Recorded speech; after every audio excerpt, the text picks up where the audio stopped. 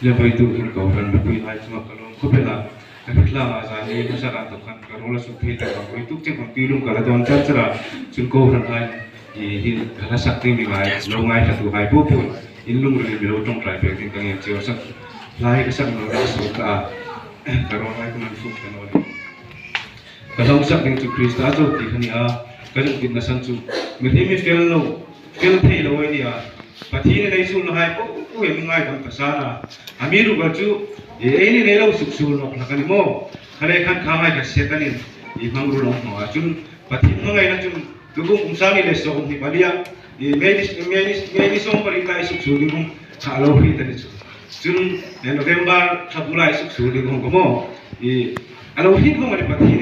ne mu no nei no sulai chun ko mai to ke no krista yesu mo bola kani ke komin Isu ka suk mul phola ani kanun ati chulai chun efel the no dingani le fel lo the no ke ani fel pu aral pa chulai chun krista chun tu hai tu to the na ai de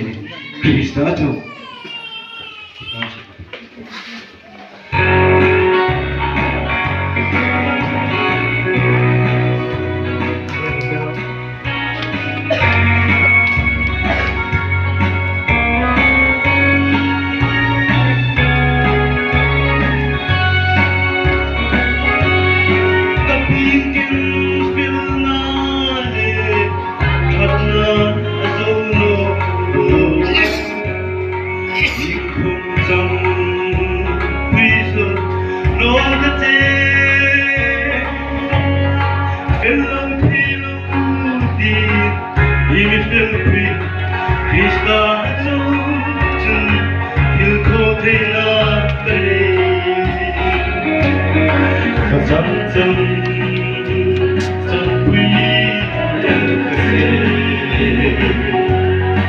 I need